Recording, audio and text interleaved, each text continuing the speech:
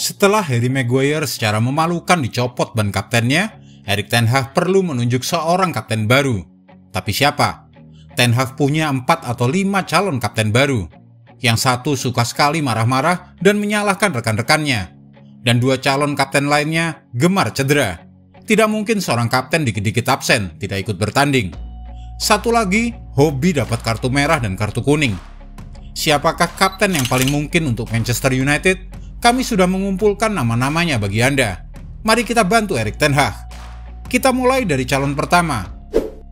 Bruno Fernandes, kapten tapi gemar menyalahkan rekan satu tim. Kejadian paling jelas diingatan adalah saat Setan Merah kalah telak 7-0 lawan Liverpool. Bruno Fernandes tampil sebagai figur tukang mengeluh di atas lapangan. Dikit-dikit mengangkat tangannya, dikit-dikit menyalahkan pemain Setan Merah lainnya, menambah pahit situasi kekalahan menyakitkan itu. Bruno Fernandes mungkin seorang pahlawan tim sejak kedatangannya dari Sporting Lisbon pada Januari 2020. Mengubah lapangan tengah Manchester United menjadi lebih cair dan lebih sering mencatatkan serangan. Tapi jika ia setiap kali menyalahkan rekan-rekannya, suasana kamar ganti bisa terbelah.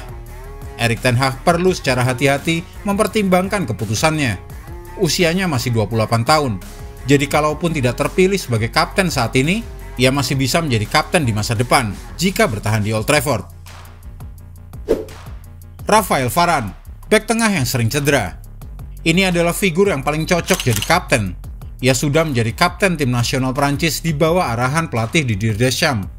Ia juga punya pengalaman sangat banyak saat menjadi pemain Real Madrid.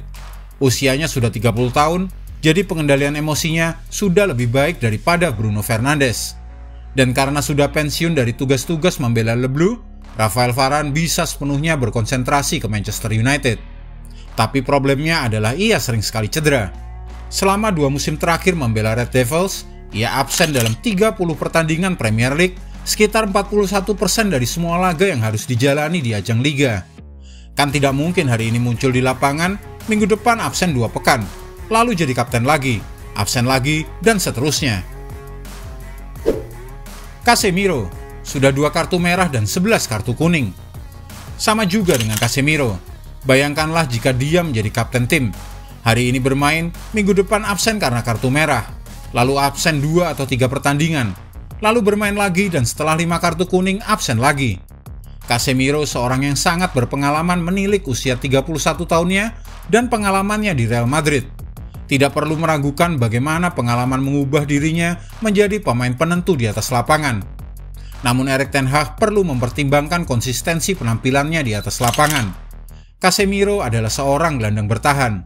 Tugasnya menghentikan pemain lawan yang mencoba menerobos masuk. Tackles dan duel 1 lawan 1 sudah tidak terhindarkan, sehingga kartu kuning cuma masalah waktu saja untuk keluar dari kantong wasit. Ia sudah menerima 2 kartu merah musim lalu. Selain 7 kartu kuning di ajang Premier League, 3 di Liga Eropa, dan 1 di Piala FA. Marcus Rashford, jadi kapten bisa jadi penghargaan, tapi juga bisa pecah konsentrasinya. Tahu nggak berapa gol yang disumbangkan Marcus Rashford bagi Setan Merah? 24 gol di semua kompetisi, termasuk 17 gol di ajang Premier League saja, 6 Liga Eropa, dan 1 di Piala FA. Jelas sekali ketergantungan Red Devils pada Marcus Rashford. Menambah tanggung jawabnya sebagai kapten bisa menjadi gelar yang membanggakan bagi Rashford, yang baru saja menaikkan perpanjangan kontrak 5 tahun. Posisi kapten bisa menjadi semacam pengakuan atau ucapan terima kasih dari klub untuk kesetiaannya bertahan 5 tahun lagi di Old Trafford. Namun di saat yang sama, bisa membebani sang pemain 25 tahun ini. Apakah ia sudah cukup kuat menyandang gelar kapten? Konsentrasinya akan terpecah 2 saat ia mencoba menjadi pencetak gol bagi tim, namun di saat yang sama harus memberi instruksi bagi rekan-rekannya dalam setiap perubahan situasi di atas lapangan. Musim baru 2023-2024 sudah pasti tidak lebih mudah baginya. Musuh-musuhnya akan memberikan penjagaan lebih ketat lagi, menjatuhkannya lebih sering lagi daripada sebelumnya, mengingat reputasinya sebagai pencetak 24 gol semusim. Erik ten Hag perlu mempertimbangkan hal ini. Luke Shaw dapat respek rekan satu tim tapi rawan cedera. Sesudah insiden patah kaki pada 2015, hidup tidak pernah sama lagi bagi Luke Shaw. Ia bisa tiba-tiba absen untuk 1 periode lamanya akibat cedera, sebelum kembali lagi untuk membela jersey merah. Luke Shaw bisa bermain secara hebat di belakang, baik sebagai bek tengah ataupun bek kiri yang maju ke depan mendukung serangan. Jadi sebuah peran yang sangat menjanjikan dan layak dianugerahi ban kapten.